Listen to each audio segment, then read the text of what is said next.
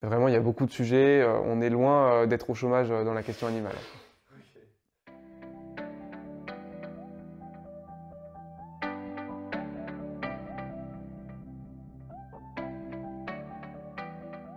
Bonjour Milton. Bonjour.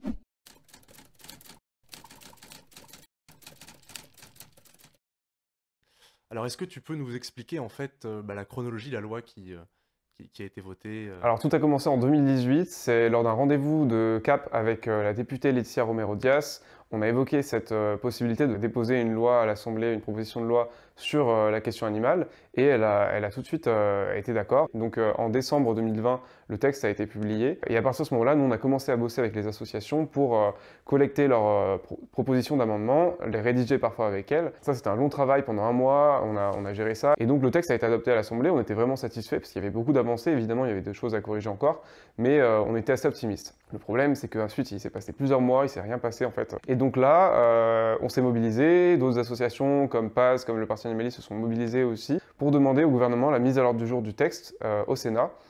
Et suite à cette demande, on a été reçus par le cabinet de Gabriel Attal. On a eu aussi une réponse de Barbara Pompili par courrier qui nous a dit qu'elle était favorable aussi à l'inscription à l'ordre du jour de ce texte.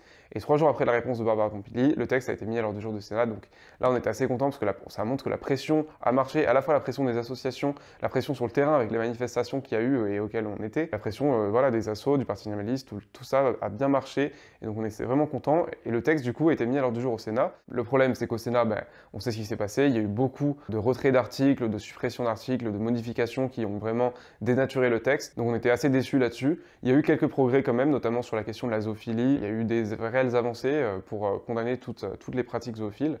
Mais le texte, globalement, était moins ambitieux qu'avant. Mais tu sais pourquoi les sénateurs ont réduit ce texte? Globalement le Sénat qui est plus conservateur ou Oui, le Sénat est plus conservateur, il y a un impact des lobbies aussi, le lobby du zoo notamment, et des delphinariums qui ont réussi à supprimer la question de l'interdiction de la captivité des cétacés dans les delphinariums. Oui, le Sénat est plus conservateur, donc on savait que ça allait être plus compliqué là-dessus, et effectivement, on a eu raison parce qu'il y a eu pas mal de choses qui ont été retirées. Mais après, quand même bonne nouvelle, c'est qu'il y a eu la commission mixte paritaire. Donc pour ceux qui ne savent pas, la commission mixte paritaire, c'est un groupe en fait avec 7 sénateurs, 7 députés qui doivent se mettre d'accord sur une version commune du texte. Et en fait, ça a été génial parce que les députés, qui étaient donc notamment les rapporteurs du texte, Laetitia Romero-Dias, Dimitri Houbron, Loïc Dombreval, même Aurore Berger aussi y était, ont poussé à fond pour qu'on rétablisse tout ce qui avait été retiré au Sénat, et ils ont réussi, donc vraiment on leur est très reconnaissant. Le seul truc qui n'a pas réussi à être remis dedans, c'est la question de la stérilisation des chats errants, mais sur les cirques, on a tous les animaux sauvages qui ont été remis dedans, les delphinariums, l'interdiction des spectacles de cétacés, et voilà, d'autres avancées comme ça, on était vraiment satisfaits. La question aussi de l'interdiction de la vente d'animaux de compagnie dans les animaleries est revenue dans le texte. Donc là, vraiment, le texte tel qu'il est aujourd'hui, il est assez satisfaisant. Évidemment, il ne traite pas d'autres questions liées à la question animale comme l'élevage, la chasse ou l'expérimentation animale. Ça, on le savait dès le départ que ce ne serait pas possible. Mais c'est dans une démarche d'avancer. Il faut conquérir certaines avancées sur certains sujets pour ensuite aller vers les autres. Et en tout cas, pour les sujets qui sont traités dans le texte est satisfaisant.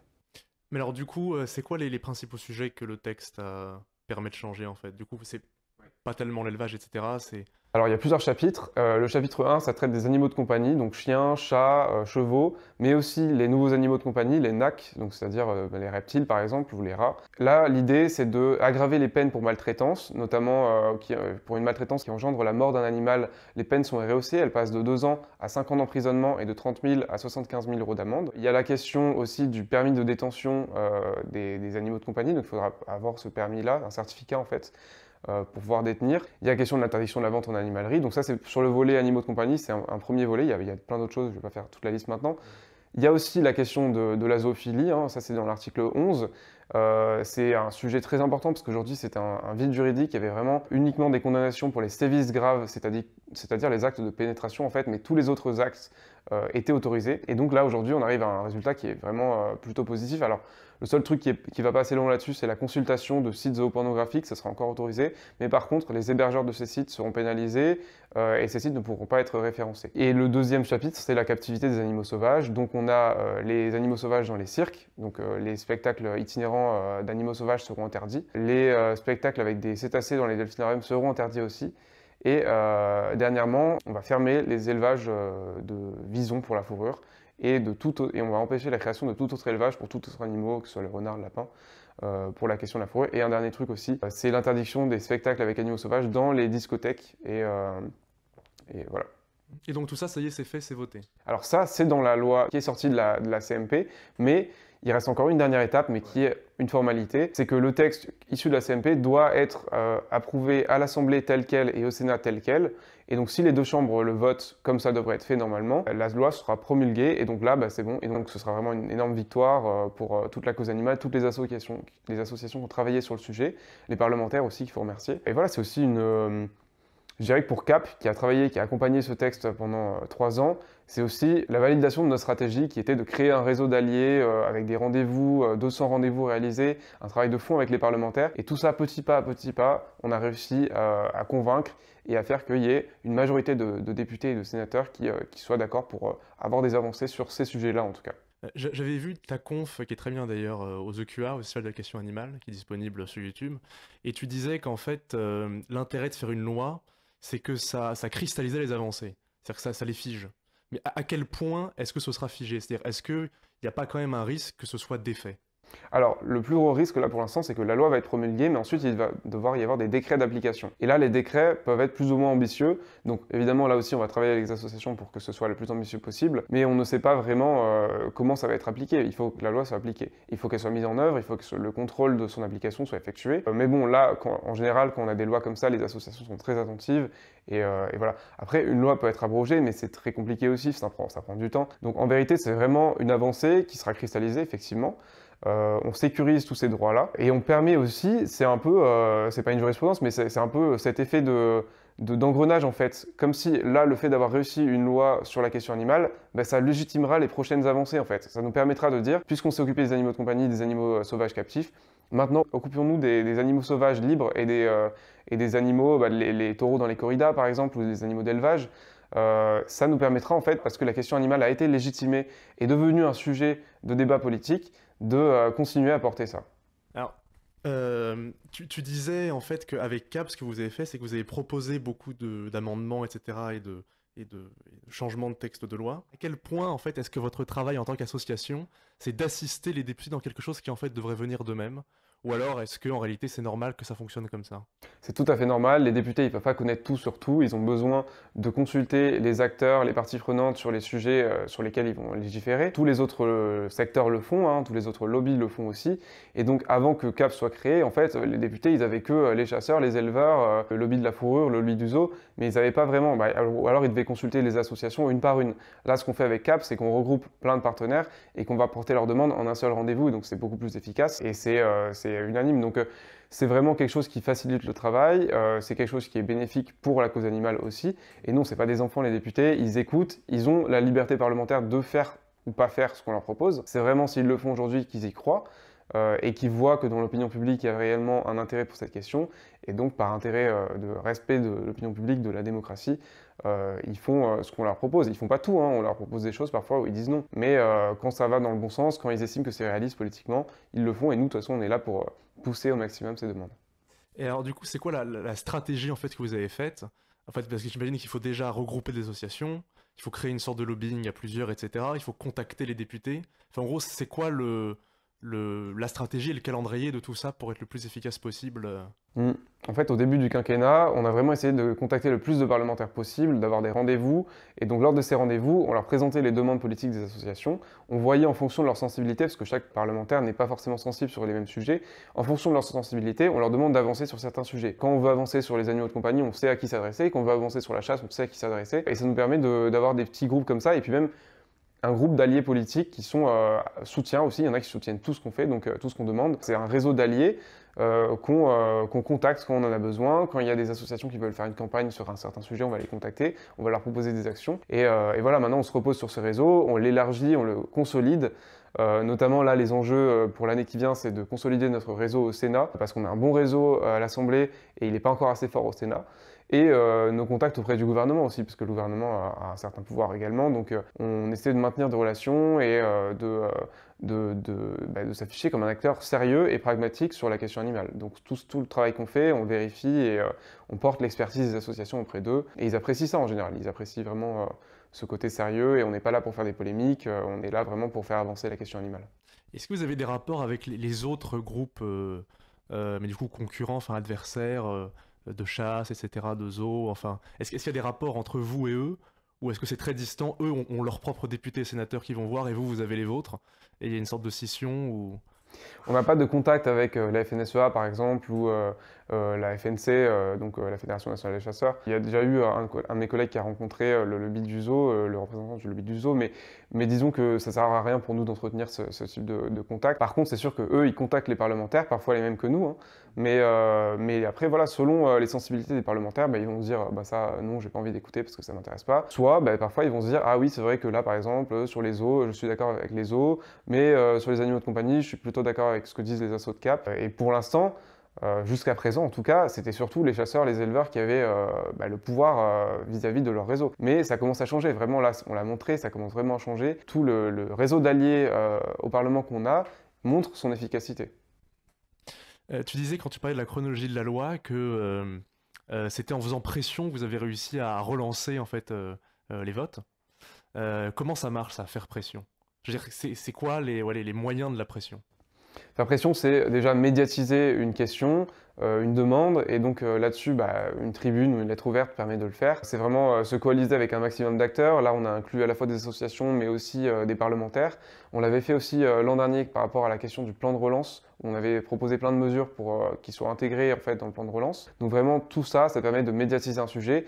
Et ensuite, à partir de ça, parce que ce n'est pas une fin en soi, la médiatisation, on demande un rendez-vous aux parlementaires ou on demande un rendez-vous aux décideurs, au gouvernement, et c'est ce qu'on a obtenu. Et c'est là où vraiment on met le sujet sur la table, on leur dit bah, maintenant on fait quoi? Est-ce qu'on peut avancer là-dessus? Qu'est-ce que vous en pensez? Est-ce que vous êtes de notre côté ou pas? L'an dernier, quand on a fait 57 propositions pour la relance, il y en a une partie qui a été réalisée, d'autres qui n'ont pas été réalisées, mais en tout cas on a obtenu plusieurs rendez-vous ministériels grâce à ça. Et oui, je pense que c'est important de médiatiser ces sujets-là, de faire pression. Nous, on le fait notamment bah, via les politiques, mais via la population, en fait, demander aux internautes sur les réseaux sociaux, par exemple, de signer des pétitions, de partager des posts. Mais c'est vraiment Ça efficace, aussi, c'est faire ça? pression. Ouais. Mais bien sûr, Mm. bien sûr. Toutes les modes d'action sont efficaces. Et voilà, nous, on est focalisé sur le mode de pression des politiques directement, mais chacun sur les réseaux sociaux peut interpeller son parlementaire aussi, ou peut demander, peut faire écho à une demande en signant une pétition, par exemple. Est-ce que, est-ce que vous ciblez des partis politiques particuliers? Ou alors c'est très, très large? C'est-à-dire que ça peut être gauche-droite, extrême-droite, extrême-gauche-centre? Ou alors vous ciblez quand même, je sais pas, les écolos, la France Insoumise, ou voir la droite? Alors on ne cible pas un parti en particulier, on cible les groupes politiques, notamment bah, à l'Assemblée, les groupes vraiment, et notamment bah, enfin, tous les groupes, mais aussi la majorité, parce que c'est eux qui ont le plus de membres et c'est eux qui ont le plus de pouvoir du coup. Mais on travaille avec tous les groupes politiques, que ce soit le groupe La France Insoumise, le groupe majoritaire, la droite parfois, quelques députés, il y en a un peu moins qui sont dans notre faveur, mais on n'a pas de, on discrimine pas en fonction des groupes, on fait en fonction des parlementaires qui sont les plus enclins à soutenir nos demandes. Et quand il y a une opportunité au sein d'un groupe de faire quelque chose, bah là on essaie de convaincre leurs collègues aussi d'avoir une action au sein du groupe. Mais oui, on s'adresse à tout le monde, on n'a pas... Nous on est neutre en fait, on est un acteur neutre, donc on ne se positionne pas politiquement par rapport à tout ça. Sinon, sur un autre plan, donc en fait, vous devez en fait coaliser les associations de protection animale pour que ça représente un poids politique. Enfin, c'est aussi ça dans le titre Convergence. Et comment ça se passe ça en fait? C'est-à-dire, est-ce que c'est facile ou est-ce qu'il y a plein de petites différences entre chaque asso de protection animale? Enfin, comment faire pour les faire converger? Alors c'est simple, on propose d'adhérer à CAP en fait, aux associations. Le principal problème c'est qu'elles ne vont pas avoir toutes les mêmes demandes, voire parfois elles peuvent avoir des demandes contradictoires. Par exemple, si une asso demande l'abolition de la corrida et une autre asso demande l'interdiction de l'accès aux arènes aux mineurs, bah, c'est deux demandes qui peuvent se superposer en tout cas. Et dans ce cas-là, nous ce qu'on fait c'est que quand on arrive au rendez-vous pour valider ça, on présente les deux demandes. Sans mettre l'une en avant plus que l'autre, et on dit, on demande aux députés de dire, enfin, aux sénateurs de voir laquelle ils préfèrent, qu'est-ce qu'ils pensent le plus intéressant. Mais nous, on ne juge pas par rapport aux demandes, on prend toutes les demandes politiques des associations, à partir du moment où elles sont réalistes, hein, quand même, on travaille avec elles pour les formuler. Vraiment, toute association qui rejoint un CAP peut porter des demandes politiques auprès des parlementaires, et nous, on est là pour les aider, en fait. En fait, vraiment, ce que vous faites, c'est faire l'intermédiaire entre les assos et les politiques. Exactement, on est un acteur facilitateur, on fait le lien, on met en lien, parfois on met directement en lien les parlementaires avec les assos, et l'idée c'est vraiment de... Enfin, tout est mis dans la réalisation des demandes politiques des assos. Donc voilà, on fait aussi des événements, on permet de faire se rencontrer en physique les associations et les parlementaires. Elles vont venir présenter leur sujet en fait. Et ça, ils aiment bien, les assos aiment bien, les parlementaires aiment bien. C'est du contact direct et donc ça permet de faciliter les choses parfois. Et est-ce que tu as vu une évolution dans la façon avec laquelle les politiques voient les associations? C'est-à-dire, est-ce que avant ils avaient peur et maintenant ils ont moins peur? Enfin, est-ce qu'il y a voilà, une variation dans leur état d'esprit? Alors oui, il y a une réelle variation en fait au début du quinquennat notamment, donc là moi j'étais pas encore à Cap, mais au début du quinquennat encore, parfois s'afficher avec des associations, ça pouvait faire polémique. On ne pouvait pas parler de l'élevage sans se prendre un tollé parfois. Aujourd'hui, s'afficher avec des associations de protection animale, dire qu'on porte leurs demandes, c'est quelque chose qui est plutôt bien vu parce que c'est en concordance déjà avec l'opinion publique et parce que nous on est là derrière pour soutenir en fait et pour dire oui bah, vous avez raison de le faire et toute action qui est faite par un politique en faveur de demande, on encourage, on soutient, on communique. On met en avant parfois ces parlementaires-là pour montrer que bah oui, c'est bien de le faire et pour surtout encourager les autres à le faire aussi. Pour montrer qu'ils ont du soutien et qu'ils ne sont pas seuls à apporter ces sujets-là, quoi. Et est-ce que pour convaincre les politiques, mon question un peu plus particulière, est-ce que c'est important d'être hyper rationnel ou est-ce qu'ils sont très sensibles à l'aspect émotionnel des rencontres? Enfin, concrètement, comment est-ce qu'on fait quand on rencontre un politique et qu'on veut le convaincre? Alors ça, il y a plein de ficelles, hein, mais bah, en fait, ça dépend vraiment de la personne, c'est du feeling en fait. Ce qu'on fait, c'est qu'avant un rendez-vous, on le prépare, donc on va s'intéresser à ce que la personne a dit, à sur ce sur quoi elle s'est engagée, on peut déceler certaines sensibilités déjà, et donc là, on va plutôt orienter notre rendez-vous sur les sensibilités, mais en termes de thématiques, par exemple corrida, expérimentation animale, ou plutôt animaux de compagnie, captivité. Mais sur le côté rationnel, émotionnel, disons que les deux arguments sont utiles.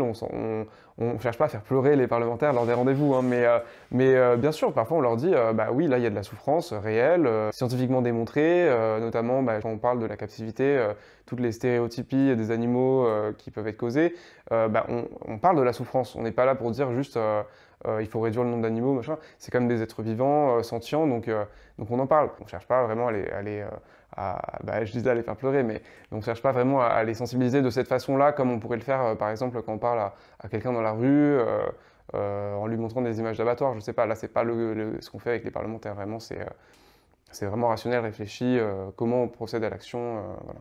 Et vous êtes devenu ami avec, ou t'es devenu toi ami avec certains des parlementaires, ou ça reste quand même très distant? En fait, j'essaie de me demander exactement à quoi ça ressemble. Est-ce que vous les invitez dans un resto vegan? Comment concrètement les rendez-vous se passent? Non, les rendez-vous en général ont lieu, bah, récemment ils ont eu beaucoup lieu en visio, mais en général ils ont lieu au Sénat, à l'Assemblée. Ça nous est déjà arrivé de prendre des rendez-vous dans des cafés, mais non, on les invite pas dans des restos vegan.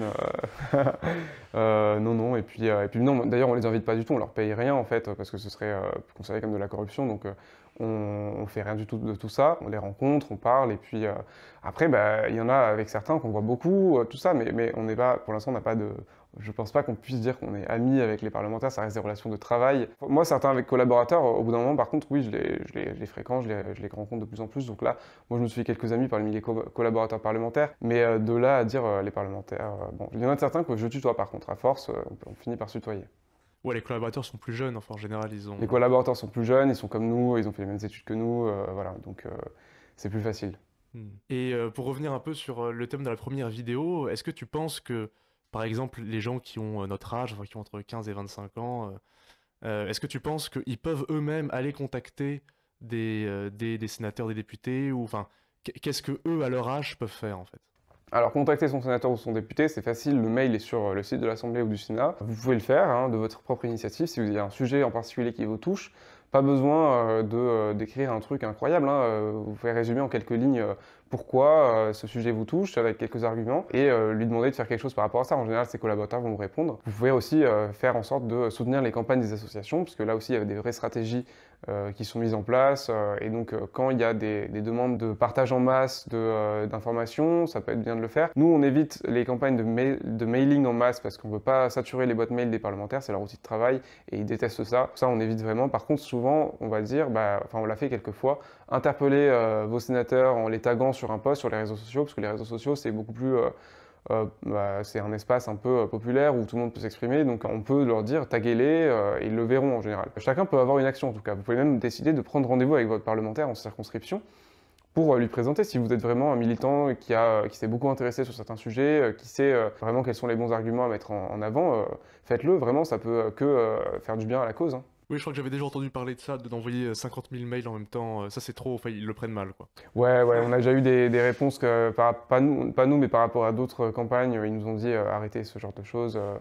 Mais ouais, bon, là-dessus, c'est pas quelque chose qu'on fait en tout cas. Ouais. Mais donc, globalement, l'idée avec les parlementaires, c'est quand même vraiment de s'entendre avec eux, de les convaincre, il n'y a pas forcément de, comment dire, de rapport de force, quoi. Bah non, parce que de toute façon, si on arrive en disant vous allez faire ça, vous allez faire Ouais. ça, bon, ils vont dire sors de mon bureau, quoi, dégage, il y a pas. Non, non, il faut les convaincre, et puis on prend surtout des rendez-vous avec des parlementaires dont on sait qu'ils ont déjà une certaine sensibilité, parce qu'il y en a qu'on identifie clairement comme des opposants, et eux, on sait que ça va être plus compliqué, donc on se focalise principalement sur ceux qui ont une certaine sensibilité ou qui sont neutres, parce qu'il y en a beaucoup, et les opposants, il y en a moins, donc enfin, déjà, rencontrons tous les autres, et après, on verra ce qu'on arrive à faire avec les opposants, mais pour l'instant, il y a une majorité de parlementaires qui est quand même soit sensible, soit plus ou moins neutre par rapport à ça, et c'est vers eux qu'on se tourne d'abord. Comment les députés globalement ont reçu la loi? C'est qu'en fait, est-ce que, parce qu'il y a ceux que vous avez contactés, etc., qui l'ont proposé et plébiscité, mais globalement, c'est quoi la réception de la loi par les députés, puis aussi par les sénateurs? C'est difficile à dire parce qu'on les a pas tous rencontrés, on ne sait pas comment ils l'ont vu. En fait, ce qui s'est beaucoup passé, à part ceux qui avaient suivi le texte depuis le début, bah, ils ont fait confiance à la personne dans chaque groupe qui s'est chargé du texte. Parce qu'en fait, comment ça fonctionne, notamment à l'Assemblée ou au Sénat, chaque groupe travaille sur le texte en particulier, mais du coup, c'est un petit groupe de personnes, notamment des collaborateurs, qui évaluent le texte, ils regardent qu'est-ce qu'ils peuvent faire, et en général, ils vont faire des auditions aussi. Mais du coup, ça, c'est pas, en fait, la plupart des parlementaires, eux, ils votent à la fin ce que leur groupe leur dira de voter, parce qu'ils n'auront pas le temps, ils auront eu d'autres textes, parfois aussi importants ou plus importants, parfois il y a d'autres sujets aussi qu'ils doivent traiter. Mais du coup, ils vont aussi se fier à la décision du groupe, et là-dessus, bah, les groupes, en fait, ce qu'ils font, c'est qu'ils organisent des auditions, et nous, on a été auditionnés plusieurs fois, et là-dessus, bah, ils nous posent des questions. Donc c'est un dialogue très ouvert, en fait. Parfois, ils ont des incompréhensions par rapport à nos demandes. Donc là, nous, on est là pour leur envoyer plus d'informations, plus de données. Et ensuite, s'ils nous disent, bah là, écoutez, ça va pas être possible parce que soit c'est de l'ordre du réglementaire, donc c'est plutôt le gouvernement qui doit faire ça, soit c'est juste que c'est pas réaliste. Quand, bah, par exemple, on avait porté un amendement de la LFDA pour interdire la chasse à courre dans le cadre de cette loi, ils nous dit, bon, bah là, c'est pas possible parce que c'est un texte qui va pas traiter de la chasse. Mais on essaye quand même, on essaie toujours de faire ces propositions-là, et voilà. Mais le dialogue est plutôt bien, donc en fait, ils s'intéressent à ça, ils posent des questions, et puis à la fin, ils se font leur avis. Nous, on est là pour leur dire, de leur donner tous les arguments, et essayer de les convaincre, mais à la fin, bah, ils font ce qu'ils veulent, et puis on peut que respecter ça, quoi. Ok, alors justement, en parlant d'avis, deux dernières questions sur la loi. Toi, maintenant qu'elle est quasiment votée, donc c'est le 15 et le 18, t'as dit, c'est quoi ton avis sur la loi? Est-ce que tu penses que c'est vraiment un succès? Qu'on aurait pu faire mieux? Non, moi je pense que c'est vraiment un succès parce que bah, nous on savait d'avance que. Parce qu'il y a beaucoup de militants qui nous interpellent sur les réseaux sociaux pour nous dire oui, il n'y a pas la corrida, il n'y a pas l'élevage, il n'y a pas la chasse. Ça, c'est quelque chose qu'on savait dès le départ qu'il n'y aurait pas, donc j'ai pas de déception par rapport à ça. C'est vraiment une question, c'est pas facile à entendre des fois, mais c'est une question de pragmatisme. On peut pas adresser tous les sujets d'un coup. Si on mettait la question de l'interdiction de la chasse à courre dans la loi, bah, concrètement la loi ne serait jamais adoptée en fait. Il faudra qu'il y ait une autre loi sur la chasse à courre avec un autre débat réellement. Je prends cet exemple, mais c'est aussi vrai pour la corrida. Mais c'est quelque chose qu'on peut arriver à faire, mais par contre, il faut que ce soit une loi qui traite que de ça ou d'autres sujets liés à ça. On ne peut pas tout mettre dans le même panier en fait. Et il faudra qu'il y ait un réel débat de fond en examinant tout ça. Et pour pouvoir avoir ces avancées sur l'élevage, c'est pareil, on ne peut pas faire une loi qui traite à la fois d'élevage et à la fois de chasse. Enfin, c'est des sujets beaucoup trop complexes, beaucoup trop vastes. La loi ferait des milliers d'articles en fait si on devait faire des trucs comme ça. Donc voilà, là-dessus en tout cas, j'ai pas de déception. Et sur les sujets qui ont été traités par la loi, les animaux de compagnie et les animaux captifs sauvages, il y a des réelles avancées. C'est un bon début parce qu'on était réellement en retard en fait en France par rapport aux autres pays d'Europe. Donc voilà, il y a toujours plus à faire évidemment et on va continuer de faire plus. Mais pour le moment, c'est une première étape. C'est la première fois qu'il y a une loi généraliste sur la question animale en France, en tout cas sous la Ve République. Donc pour un premier pas, c'est un grand pas. Et on peut que se féliciter de ça. Et ça nous encourage pour les prochains pas. Et vraiment, on est motivé, on est déterminé, on sait qu'on y arrivera. Oui, c'est vrai que je crois que la loi pour 2015, qui notamment introduisait le fait que les animaux sont considérés comme des êtres sensibles, même s'ils restent dans la catégorie des biens, c'était pas une loi généraliste, hein, c'était une loi... Non, c'était une loi de modernisation du droit. Donc bah, c'est un amendement qui s'est mis dans cette loi. Donc c'est très bien aussi. Mais du coup, c'était pas une loi qui traitait des animaux à la base. Hmm. Alors, justement, pour partir de ce que tu disais juste avant, c'est quoi les prolongements de la loi? Puisque c'est un bon début, etc. Bon, il y a des sujets qui sont pas abordés, mais parce qu'on peut pas tout aborder d'un coup. Il y a des sujets qui commencent à être abordés. C'est quoi les prolongements? Qu'est-ce que je veux dire par prolongement? Bah, est-ce que c'est faisable, par exemple, sur les NAC ou sur les animaux en captivité, de potentiellement faire une autre loi ou faire des décrets qui continuent d'améliorer la situation de ces animaux? Et est-ce que cette loi peut permettre comment dire, d'enclencher une dynamique, y compris pour d'autres sujets, par exemple l'élevage? Oui. Ouais. Oui, oui, en fait, comme je disais tout à l'heure, il y a un effet d'engrenage. En fait, maintenant qu'on a cette loi-là, on va pouvoir traiter d'autres sujets. On va pouvoir se baser sur cette première victoire pour dire, bah, regardez, la question animale est légitime politiquement. On peut maintenant traiter ce sujet sans se faire moquer par certains ou par les lobbies. C'est un sujet qui est politique, c'est un sujet qui demande réellement des mesures parce qu'il y a vraiment des situations d'urgence, des souffrances inadmissibles. Il faut légiférer là-dessus. Les députés commencent à en être convaincus, l'opinion publique l'est déjà depuis 10 ans. Mais voilà, maintenant, fort de ce succès-là, fort de l'opinion publique qui soutient ces demandes, on va continuer à agir. Non seulement donc, sur l'élevage, la corrida, la chasse à courre, l'expérimentation animale qui n'ont pas été traités dans cette loi-là, mais encore, bien sûr, il y a encore d'autres progrès à faire sur les animaux de compagnie. Tout n'a pas été réglé sur cette loi-là, notamment l'interdiction des colliers étrangleurs. Je ne vais pas te citer tous les exemples parce qu'il y en a plein, mais il y a plein d'exemples de mesures que je pourrais donner. Sur les animaux captifs sauvages aussi. Mais voilà, on va continuer d'avancer. Bah, il y a la question de la captivité dans les eaux aussi, notamment. Il y a plein de sujets en fait liés à la captivité qu'il faudra adresser, notamment le trafic international, par exemple, d'espèces sauvages aussi. Vraiment, il y a beaucoup de sujets. On est loin d'être au chômage dans la question animale. Est-ce que tu as donc une chose à ajouter sur cette loi, sur ce que vous faites avec CAP Bah, en fait, je voulais déjà remercier toutes les associations, tout le travail qu'elles ont fait, parce que c'est un travail qui a pris parfois 20 ans pour arriver à des résultats. Elles prêchaient dans le désert pendant des années et des années. Il y avait quelques militants qui allaient en manif, ils étaient 4 au début, après ils étaient 10, après ils étaient 200. Donc tous les militants de terrain aussi qui se sont mobilisés sur ces demandes-là, c'est grâce à tout ça, c'est grâce à tout ce monde-là, aux associations, aux politiques aussi, parce qu'ils ont fait un travail formidable, hein. Ils ont vraiment écouté les associations, c'est leur devoir, mais ils n'étaient pas obligés de le faire. Ils l'ont fait, on leur en est reconnaissant. Et voilà, donc maintenant, euh, il faut aussi savoir se réjouir de cette avancée-là. Et je pense que c'est bien, on peut avoir de l'espoir pour la suite, on voit que ça avance, enfin ça bouge en politique. Et donc, bah voilà, c'est très prometteur pour l'avenir. Et donc, je pense qu'on peut être content. D'accord. Merci Milton. Merci.